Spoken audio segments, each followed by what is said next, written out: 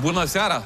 Sunt Dan Voiculescu, cel mai talentat politician dintre moguli. Cu cine am onoarea? Iar eu sunt Flo, prezentatorul concursului Politicienii au talent. Deci ești un fel de Bartoș. Nu, sunt un fel de Smiley. Dați-mi voie, sunt Piedone, cel mai talentat dintre primari. Și de ce ați venit la ProTV, la Politicienii au talent? Păi, la televiziunile mele nu ne-am primit gâdea. Că i-am spus să se ocupe în exclusivitate de demolarea lui Băsescu și nu mai încăpea talent acolo.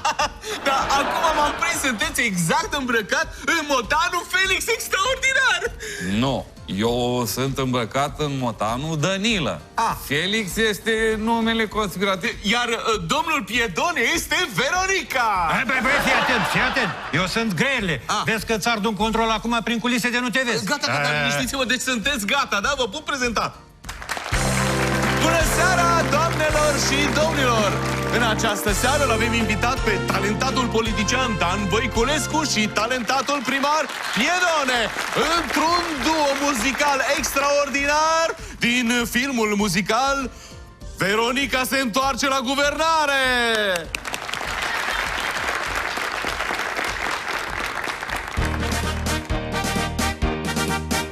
Eu sunt motanul Danilă, televiziuni multe am, de pe de lei nu am milă și îi fac praf pe ecran.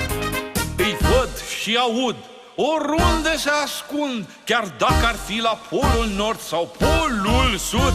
Mișcarea mea e agilă, din gheare îmi fac un arcan. Îi adun pe toți la antenă și fac pilaf pe ecran.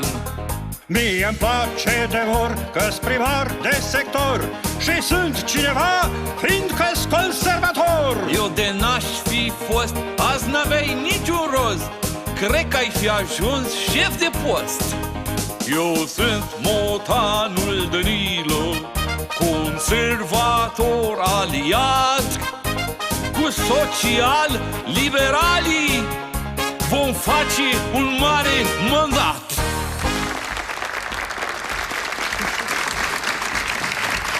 Domnule Voiculescu, ați dovedit încă o dată că aveți o ureche foarte bună.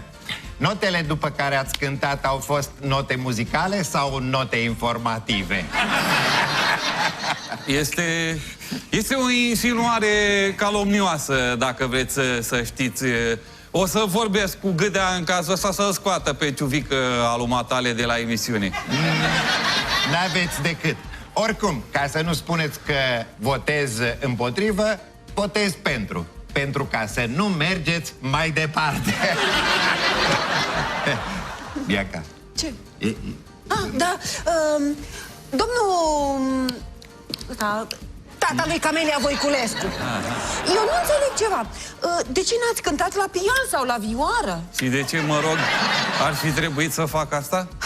Păi nu sunteți dumneavoastră șeful de la conservator, unde se învață vioara, pianul? Domnișoară Bianca, eu sunt Dan Voiculescu. Eu am făcut Partidul Conservator. Întreabă-l pe Capatos, că e șeful matale. Și până nu de mult am fost eu șeful lui cel mare, până să o las pe fata lui tata cărei sunt. Păi dacă dumneavoastră sunteți șeful lui Capatos, iar Capatos este pentru mine Sfântul Petru, înseamnă că dumneavoastră sunteți... Oh my God! Oh my God! Oh my God! Votez pentru! Domnul Voiculescu, dacă chiar ăsta vă este numele, am venit aici în locul domnului Iliescu, așa că vă voi spune ce ar fi spus domnia sa. Dane, ai întinat idealurile muzicalului românesc. Ai auzit de genul muzical marș? Bineînțeles. Marș afară. Să știi un lucru și din partea mea. Limit prost pe Iliescu, băi. Și ia stai așa, mă, că te aranjezi eu pe tine, măi. Gâdea, mă, Gâdea, vezi că ți-am găsit un subiect nou, mă, la emisiune. Pe Joană. Lasă-l pe Băsescu. Ia-te de Joană. Doamnelor și domnilor, în această seară la Politicienii au talent, domnul Dan Voiculescu nu merge mai departe. Așa și eu? De tine nici nu poate fi vorba!